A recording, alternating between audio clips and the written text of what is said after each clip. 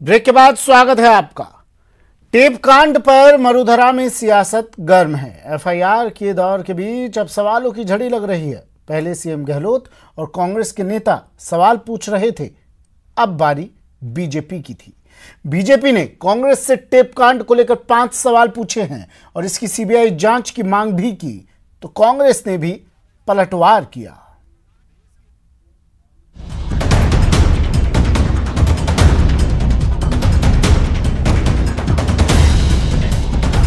भाजपा इस पूरे प्रकरण का सीबीआई द्वारा जांच की मांग करती है। हमने कहा एफआईआर दर्ज करें, जो भी दूध का दूध और पानी का पानी सामने आ जाए। लोकतंत्र के इतिहास का एक काला अध्याय। अशोक गहलोत जी कुर्सी बचाने के लिए जो प्रतिशोध की राजनीति पर उतरा है, वही सजा गिराने के लिए बीजेपी षड्यंत्र कर रही है।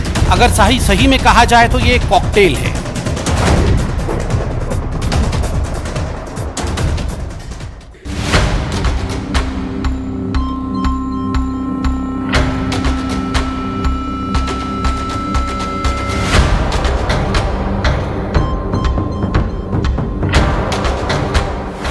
टेप कांड पर सवालों वाला वार।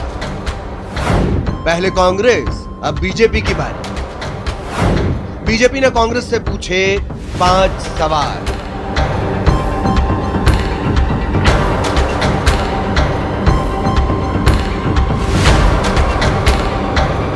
मामला गर्म है और सियासत तेज।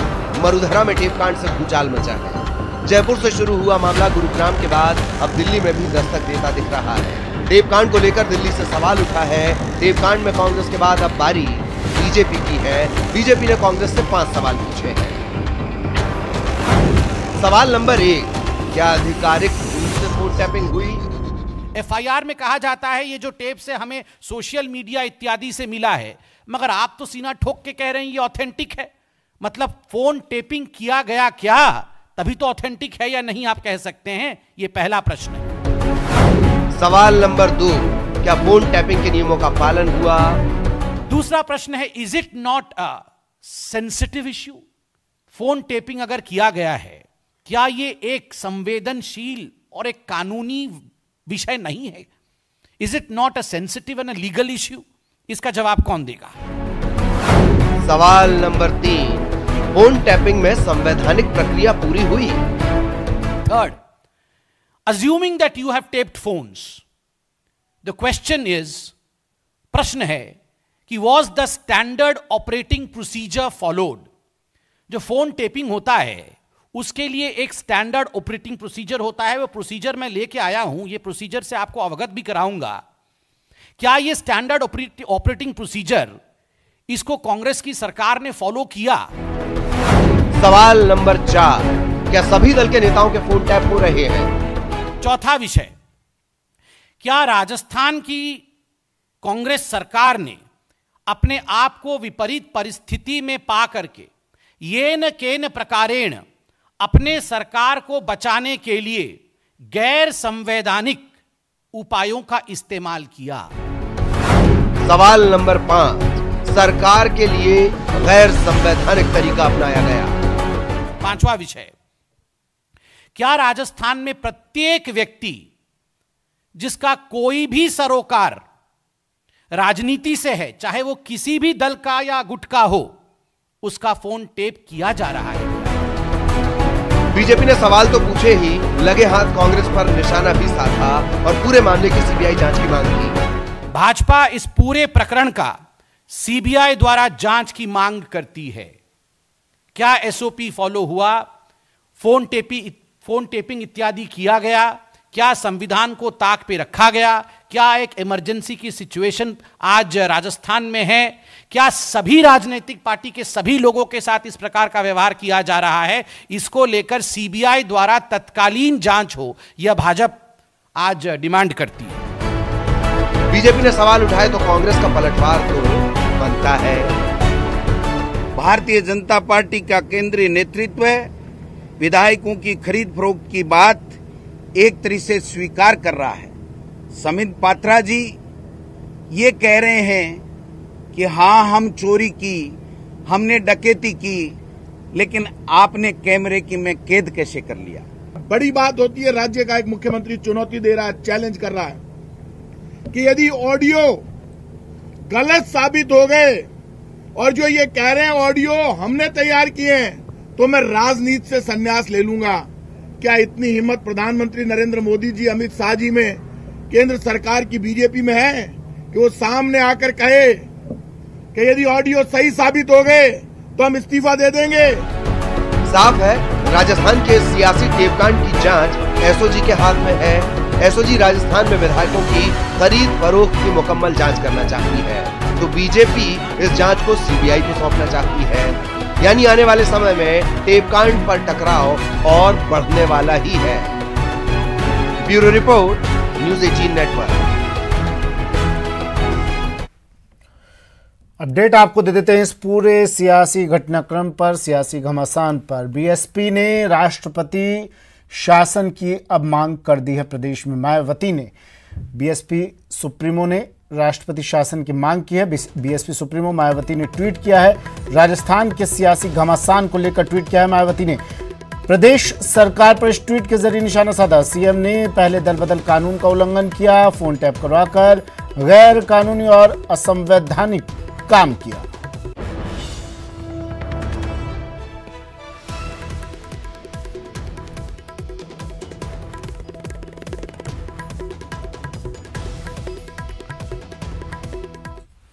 कांग्रेस प्रवक्ता पवन खेड़ा का भी बयान आया। उन्होंने बीजेपी पर गंभीर आरोप लगाए। बीजेपी खरीद फरोख्त कर रही है, पवन खेड़ा ने कहा। कांग्रेस प्रवक्ता हैं, बीजेपी पर खरीद फरोख्त का आरोप लगाया। टेपकांड से बीजेपी डरी हुई है, ये कहा पवन खेड़ा ने।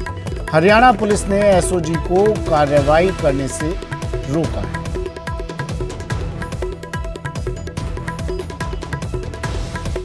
एफआईआर दर्ज हुई है का वॉइस सैंपल नहीं लेने दिया गया। उनके साथ साथ बाकी विधायक जिन पर कोई एफआईआर दर्ज नहीं, उनको भी होटल के चोर दरवाजे से, पिछले दरवाजे से तड़ीपार कर दिया गया। ये शब्द मैं कुछ सोच समझ कर ही बोल रहा हूं। आखिर क्या कारण है? सचिन पायलट जी, आपको राजस्थान पुलिस पर कम भरोसा है, हरियाणा पुलिस पर ज्यादा भरोसा?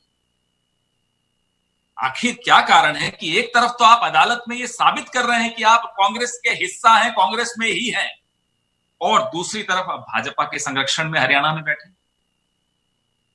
आखिर क्या कारण है कि एक तरफ तो भाजपा संबंधित नामी गिरामी वकील अदालत में संघर्ष कर रहे हैं ये साबित करने के लिए कि आप कांग्रेस में हैं, और दूसरी तरफ भाजपा के संरक्षण में वॉइस सैंपल देने से बचकर पिछले दरवाजे से विधायक निकलते चले जा रहे हैं? क्या हो रहा है?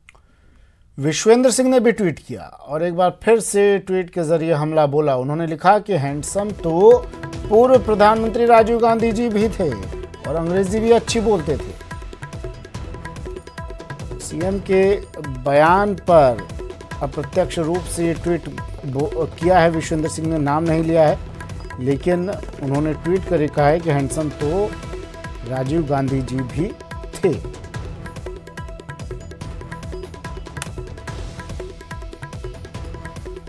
और खरीद फरोख्त मामले में जयपुर से बड़ी खबर आ रही है। वॉइस सैंपल के लिए एसओजी ने अर्जी लगाई है। एसीजेएम 2 कोर्ट में एसओजी ने अर्जी लगाई है। अशोक सिंह और भरत मालनी के वॉइस सैंपल के लिए अर्जी लगाई गई है। ऑडियो रिकॉर्डिंग के आधार पर दोनों की गिरफ्तारी की गई है।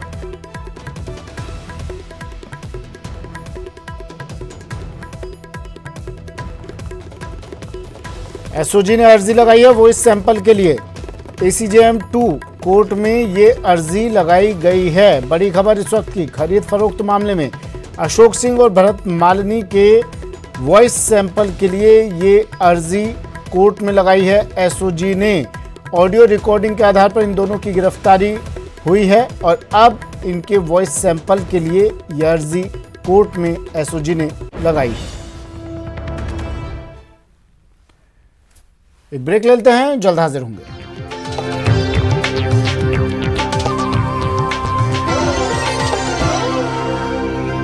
खाना इन अ पैकेट, सेफ्टी का जैकेट, खाना इन अ पैकेट, आज इंडिया। ब्रेक के बाद स्वागत है आपका। बड़ी खबर आ रही है, बड़ा अपडेट फोन टैपिंग पर। एसीएस ने फोन टैपिंग की इजाजत से इनकार किया है। फोन टैपिंग की इजाजत की जानकारी मुझे नहीं थी, एसीएस ने ये बात कही है। बड़ी खबर टीवी स्क्रीन पर। एसीएस गृह ने फोन टैपिंग की इजाजत से इनकार कर दिया है। फोन टैपिंग की इजाजत मुझे नहीं थी, एसीएस ने ये कह दिया है।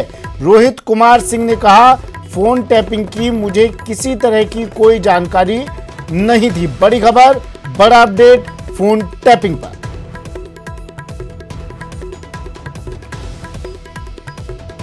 बीजेपी सवाल उठा रही है और इस बीच ये बात एसीएस की रोहित कुमार सिंह ने कहा कि मुझे किसी तरह की कोई जानकारी फोन टैपिंग की नहीं है। एसीएस ने फोन टैपिंग की इजाजत से साफ इनकार कर दिया है। फोन टैपिंग मामले पर एसीएस गृह रोहित कुमार सिंह ने कहा कि मुझे इस मामले में किसी तरह की कोई जानकारी नहीं। इससे पहले संबित पात्रा बीजेपी प्रवक्ता ने आरोप लगाए थे कांग्रेस पर कि किसकी इजाजत से ये फोन टैपिंग हुई, क्या प्रोसीजर फॉलो किया गया फोन टैपिंग करवाने में, क्यों फोन टैपिंग करवाई गई और क्या अब भी राजनीति से जुड़े हुए लोगों की फोन टैपिंग करवाई जा रही है। ये तमाम सवाल उठाए थे बीजेपी प्रवक्ता संबित पात्रा ने प्रेस कॉन्फ्रेंस के जरिए और अब एसीएस गृह रोहित कुमार सिंह ने कह दिया है कि फोन टैपिंग की मुझे कोई जानकारी नहीं। फोन टैपिंग की इजाजत से उन्होंने साफ इनकार कर दिया है। बड़ी खबर,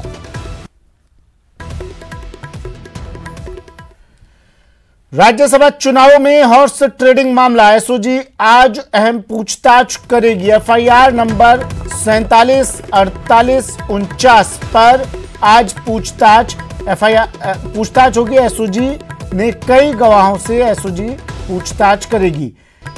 जारी किए गए नोटिस के संबंध में पूछताछ होगी। विधायकों और अन्य लोगों से पूछताछ हो सकती है।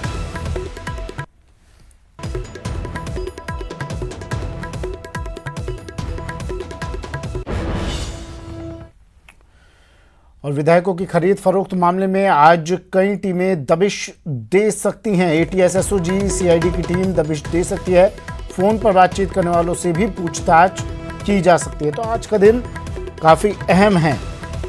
आज एसओजी पूछताछ करेगी हॉर्स ट्रेडिंग मामले पर, एफआईआर नंबर 47 48 49 पर। तो दूसरी ओर कई टीमें दबिश भी दे सकती हैं। एटीएस, एसओजी और सीआईडी की टीम दबिश दे सकती है। फोन पर बातचीत करने वालों से पूछताछ की जा सकती है। खबर सिरोही से। सिरोही एसीबी की टीम ने जालौर में बड़ी कार्रवाई करते हुए एक ऑडिट अधिकारी के पास से 1,75,000 रुपए, एक एलईडी पंखा और कई सरकारी दस्तावेज बरामद किए। एसीबी को शिकायत मिली थी कि उक्त अधिकारी जसवंतपुरा पंचायत समिति के ग्राम पंचायतों में ऑडिट के नाम पर रिश्वत की राशि वसूल रहे हैं। शिकायत के बाद सिरोही एसीबी की टीम ने ऑडिट अधिकारी की गाड़ी को रुकवा कर तलाशी ली। इस दौरान नकद रुपए और सरकारी दस्तावेज बरामद किए गए। पूछताछ में ऑडिट अधिकारी संतोषजनक जवाब नहीं दे पाए। एसीबी ऑडिट अधिकारी को हिरासत में लेकर अब पूछताछ कर रही है।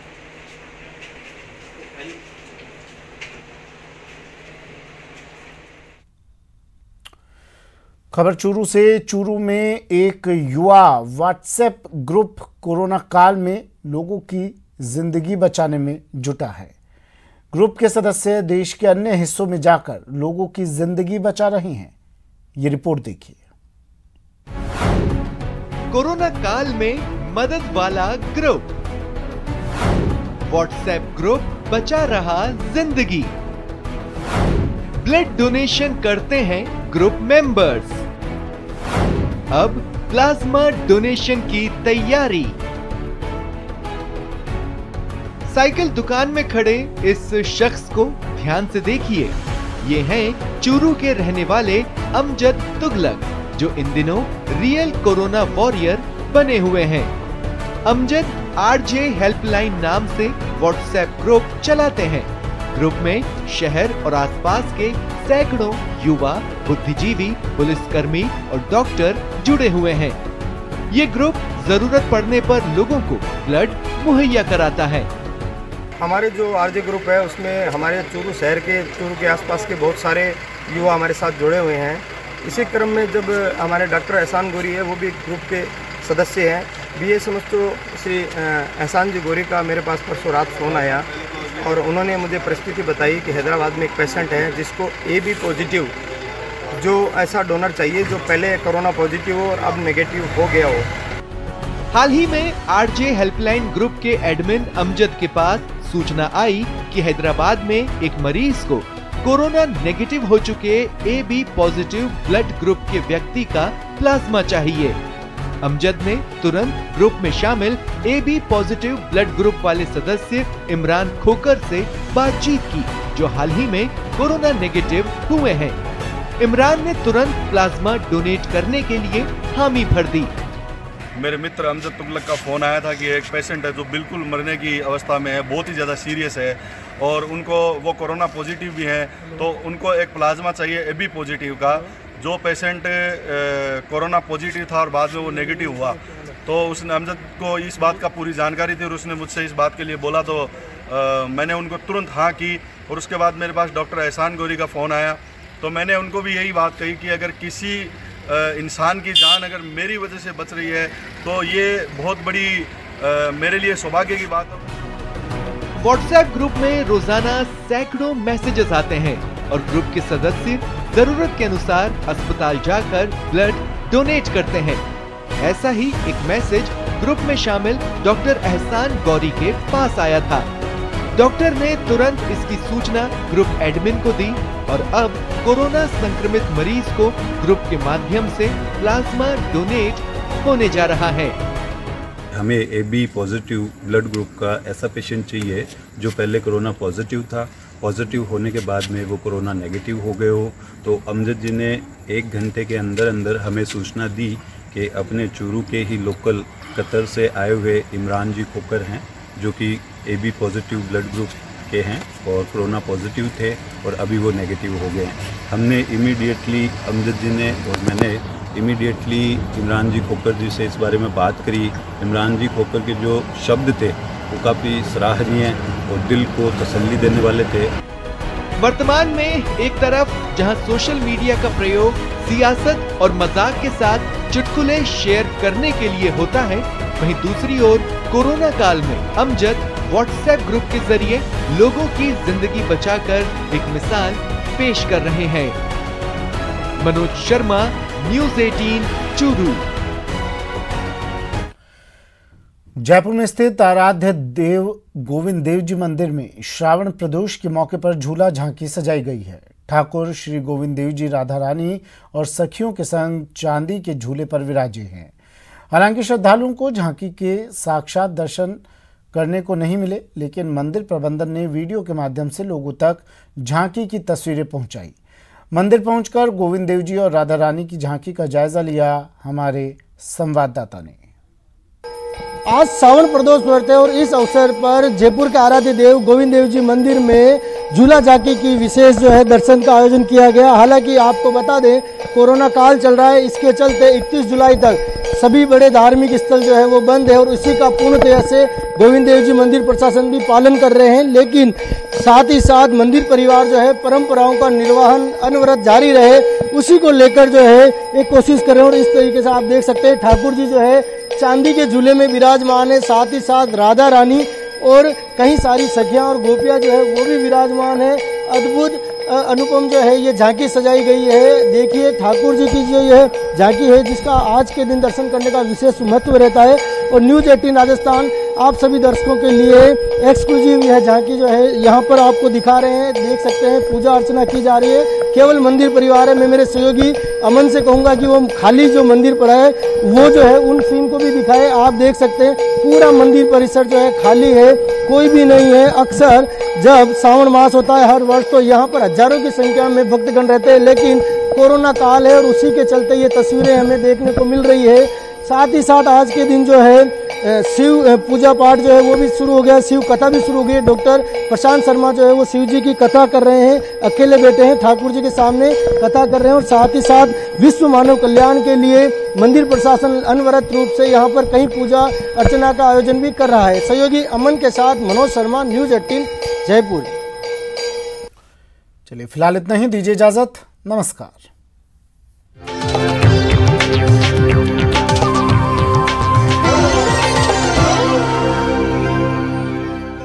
News headlines